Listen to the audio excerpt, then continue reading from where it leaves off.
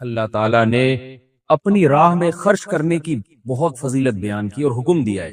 فرمایا مثل الذین ينفقون اموالهم فی سبیل اللہ، جو لوگ اللہ کی راہ میں اپنے مال کو خرچ کرتے ہیں ان کی مثال گندم کے دانے کی طرح ہے، جو ایک دانہ 7 دانوں کو سات جو ہے نا وہ سنبل کو پیدا کرتا ہے، اور 7 جو ہے نا وہ خوشوں کو پیدا کرتا ہے، اور ہر خوشے میں 100 دانے ہوتے ہیں.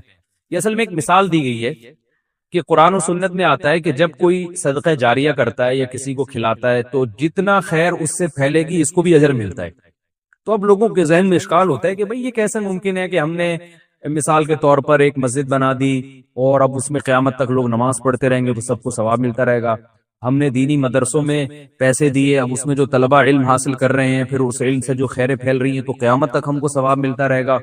ہم نے کسی کو کھانا کھلایا اور پھر اس سے اس کے جسم میں طاقت آئی اور اس نے کوئی اچھا کام کیا تو ہمیں بھی اس میں کچھ حصہ شامل ہو جائے گا. تو یہ گروتھ کیسے ہوتی ہے؟ تو بہت زیادہ ہو جائے گی. تو اللہ نے مثال دی کہ بھائی تم دیکھو دنیا میں نہیں ہوتی ہے، گندم کا ایک دانہ ہوتا ہے. اب اگر کسی نے یہ پروسیس نہ دیکھا ہو گندم کے دانے سے پودے گندم اگتے ہوئے، آپ اس کو بتائیں کہ یہ ایک دانہ مٹی میں ڈالیں گے اور اس سے سینکڑوں ہزاروں پیدا ہو جائیں گے تو کوئی مانے گا؟ ہم ابھی اس لیے مان رہے ہیں کہ اپنی آنکھوں سے دیکھ رہے ہیں، ورنہ ایک دانے سے کہاں سینکڑوں.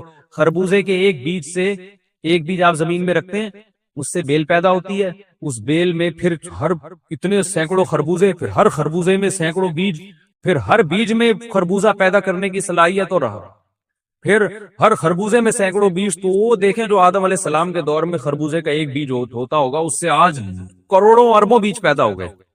تو اللہ بتا رہے ہیں کہ جو رب ایک گندم کے دانے سے زمین میں جب ڈالتے ہو اتنے سینکڑوں دانے پیدا کر سکتا ہے، تو تمہارے ایک صدقات و خیرات کو وہ بیج نہیں بنا سکتا کہ تم نے 1 روپیہ دیا اور ملٹی پلائی کرتے کرتے کرتے کرتے اللہ اس کو اتنا بڑھا دے. ہمارے شیخ ہیں، حضرت ہیں، ان کو بڑی پیاری بات کی انہوں نے، جن سے میں بیعت ہوں. انہوں نے کہا دیکھیں اللہ نے علماء کو اتنی فضیلت دی ہے کہ جو علماء دینی مدارس میں پڑھاتے ہیں تو ان کو قبر میں کتنا ثواب ملتا ہے، یا جو تاجر دینی مدارس کے ساتھ تعاون کرتے ہیں وہ کس قدر اجر کما لیتے ہیں. جو بڑے بڑے مدارس آج چل رہے ہیں جن میں سینکڑوں بچے پڑھ رہے ہیں اور ان کی خیریں پوری دنیا میں پھیل رہی ہیں، مساجد میں وہ امامت کرتے ہیں اور درس قرآن دیتے ہیں، تدریس کرتے ہیں. تو انہوں نے فرمایا کہ کس قدر اللہ نے ان پر فضل کیا کہ وہ مرنے کے بعد بھی ان کی یہ خیر پھیل رہی ہے اور کتنا بڑا اجر قیامت کے دن وہ دیکھیں گے. تو واقعی اگر آپ دیکھیں تو یہ قرآن نے بڑی پیاری مثال دی ہے کہ دانہ گندم کا ایک، جب اللہ کہتے ہیں میں تو دنیا میں دکھا رہا ہوں، کسان ایک بیج بوتا ہے اور سینکڑوں بیج نکال لیتا ہے اس سے، تو جو اللہ دنیا میں کسان کی ذرا سی محنت پر اتنا بڑا پھل دیتا ہے تو آخرت تو ہے ہی اجر کے لیے، آخرت تو ہے ہی جزا ہے ہمارے اعمال کا، اس میں اللہ کیسی سخاوت کا مظاہرہ کرے گا اور اللہ کی جود و سخا کا کیسا جو ہے نا دریا بہیں گے اس میں. تو اس لیے دل کھول کے اللہ کی راہ میں ہمیں خرچ کرنا چاہیے. جیسے حدیث میں آپ صلی اللہ علیہ وسلم نے فرمایا انفق یا بلال ولا تخش من ذی العرش اقلال، اے بلال خرچ کر اور عرش والے سے غربت اور فقر و فاقہ کا خوف نہ کرنا. تو اللہ کے لیے دے گا تو اللہ بھی تجھے دے گا. تو آج ہمارے اندر یہ جذبہ ختم ہو رہا ہے. بس جو ہے نا جو مسلمانوں میں سخاوت ہوا کرتی تھی، تاجروں میں سخاوت ہوا کرتی تھی، ٹھیک ہے ابھی بھی الحمدللہ بہت ہے، لیکن جو ہم نے اپنے باپ داداؤں کے دور میں دیکھی ہے وہ سخاوت مارکیٹ میں اب تھوڑی سی شارٹ ہوتی ہوئی نظر آ رہی ہے. اسی سخاوت کو مارکیٹ میں دوبارہ لانے کی ضرورت. تو اللہ نے پھر ارشاد فرمایا کہ تم نے اللہ کی راہ میں خرچ کرنا ہے، اس کا اجر اللہ ایسے بڑھائے گا. اور لیکن یہ بھی ارشاد فرمایا کہ جو لوگ اے ایمان والو اپنے صدقے کو احسان جتلا کے ضائع نہیں کرنا. جیسے آپ نے کیا کیا، بیج تو زمین میں ڈال دیا، اس سے پودے بھی نکل گئے، سب کچھ ہو گیا، لیکن آپ نے خود ہی پیٹرول چھڑک کے آگ لگا دی اس باغ پہ. کیسی بے وقوفی ہے، پھر تھوڑی وہ ملٹی پلائی ہوگا اور ضرب ہوگا. تو اللہ فرماتے ہیں کہ تم نے جو صدقات و خیرات کے ذریعے لوگوں کی نفع رسانی کے لیے جو گلشن اگائے ہیں اور جو تم نے دینی مدارس یا مساجد یا یتیموں کی کفالت کے ذریعے جو ایک پورا انتظام کیا ہے، اس پہ پیٹرول چھڑک کے آگ نہ لگا دینا. وہ آگ کیسے لگاؤ گے؟ لا تبطلوا صدقاتکم بالمن والاذی، احسان جتلا کے اور تکلیف دے کے.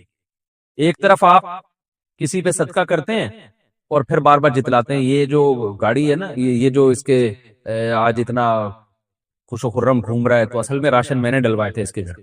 یہ جو آج اتنا موٹا تازہ بن کے یہ گھوم رہا ہے نا، اصل میں میرے سارا خرچہ ہے جس کی وجہ سے اس نے یہ پراٹھے کھائے ہیں. لوگ کر رہے ہوتے ہیں تو میں نے کیا یہ مسجد میں نے بنائی، یہ پنکھا دیکھ رہے ہیں نہیں میں نے لگوایا۔ تو بعض لوگوں کی عادت ہوتی ہے، تو اور جو خوددار آدمی ہوتے ہیں، سفید پوش آدمی ہوتے ہیں، آپ ان کو جب کوئی چیز دے کے احسان جتلائیں تو وہ بےچارے شرم سے زمین میں گڑ جاتے ہیں۔ تو اللہ فرماتے ہیں یہ تکلیف نہ دو کسی کو، اس کا کیا نقصان ہوگا کہ تمہاری یہ نیکی ضائع ہو جائے گی۔ پھر اللہ نے اس کی آگے ایک بڑی خوبصورت مثال بھی دی ہے، وقت کا میں تمہیں آگے چلتا ہوں۔ اللہ نے اور مزید ترغیب دی کہ دیکھو تم یہ چاہتے ہو کہ بڑھاپے میں تمہارے پاس تمہاری انویسٹمنٹ جو تم نے جوانی میں کی ہے بڑھاپے میں اس کا پھل کھاؤ۔ تو جیسے ایک بوڑھا آدمی باغ لگاتا ہے اور بڑھاپے میں اس کا پھل کھاتا ہے گھر بیٹھ کر، تو اسی طرح تم جو کچھ صدقات و خیرات کر رہے ہو نا اس کا پھل تمہیں جنت میں قیامت میں ملے گا، جب میدان حشر میں پریشان ہوں گے لوگ۔ تو جیسے کوئی یہ نہیں چاہتا کہ بڑھاپے میں میرا باغ جل جائے، تو ایسے ہی تم بھی یہ نہ چاہو کہ تم جو آگے کے لیے انویسٹ کر رہے ہو تمہاری اپنی نااہلی کی وجہ سے وہ تمہاری انویسٹمنٹ آخرت میں ضائع ہو جائے اور تم دیکھو آخرت میں کچھ بھی تمہیں نہیں مل رہا۔